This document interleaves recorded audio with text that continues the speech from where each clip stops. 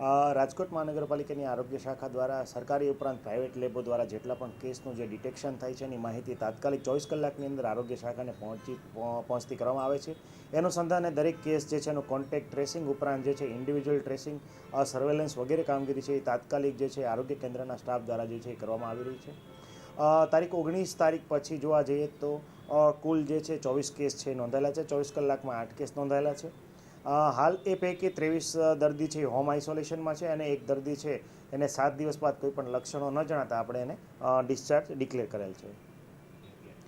ખાસ કરીને હાલ જે છે કોવિડના મોટાભાગના કેસ જોવા જઈએ તો લક્ષણોમાં સામાન્ય શરદી, ઉધરસ અને તાવ વગેરે જેવા લક્ષણો, સાથે સાથે શરીર અને હાથ પગ દુખવા, શરીરમાં તોડ થવી, નબળાઈ લાગવી વગેરે લક્ષણો છે એ જણાઈ આવે છે.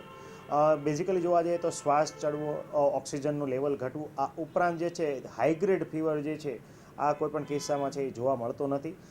ઘણા બધા કિસ્સામાં હાલ જે છે લોકલ ટ્રાન્સમિશનને આધારે કેસીસ છે એની સંખ્યા છે આપણને નોંધાઈ રહી છે.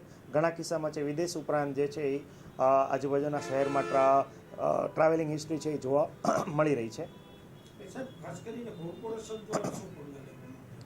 કોર્પોરેશન દ્વારા દરેક પોઝિટિવ આવેલ દર્દી છે એના ઘરે ગૃહ મુલાકાત અમારા આરોગ્યના સ્ટાફ દ્વારા લેવામાં આવે છે. ત્યારબાદ 7 દિવસ સુધી દર્દી હોમ આઇસોલેશનમાં હોય તો એનું કોન્ટેક્ટ ટ્રેસિંગ કરવામાં આવી રહ્યું છે.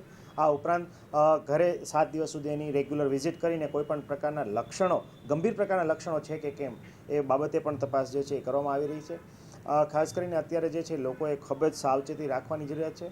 હાલ જે છે કોઈપણ શરદી, ઉધરસ અને તાવના કોઈપણ દર્દી હોય તો કોઈપણ તબીબ પાસેથી જ દવા લેવી હિતાવહ છે. આ ઉપરાંત જો તબીબ કોઈપણ મેડિકલ સ્ટોરેથી ઓવર ધ કાઉન્ટર દવા લેવી હિતાવહ નથી.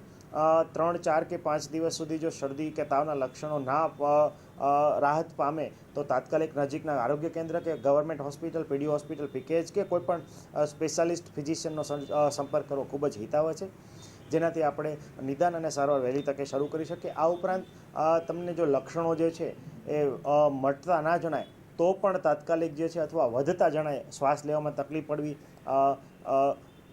લોહી પડવું, આ ઉપરાંત અત્યંત નબળાઈ લાગવી, હાઈગ્રેડ ફીવર જે છે એટલે કે ખૂબ જ વધુ તાવ જે છે એ રાહત ના થવો વગેરે લક્ષણો જણાય તો તાત્કાલિક જે છે નજીકના આરોગ્ય કેન્દ્ર કે સરકારી હોસ્પિટલ કે પ્રાઇવેટ હોસ્પિટલનો સંપર્ક કરવો હિતાવહ છે. હાલ જે છે એમાંથી મોટાભાગના દર્દી હોમ આઇસોલેશનમાં મૂકવામાં આવ્યા છે.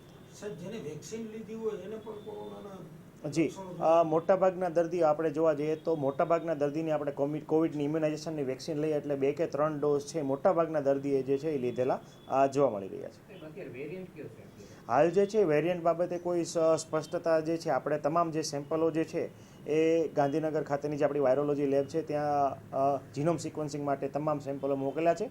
હાલ કોઈ વેરિયન્ટ જે છે આપણને ખ્યાલ નથી. એ વેરિયન્ટ જે છે એનું રિઝલ્ટ આવે આપણને ખ્યાલ આવશે.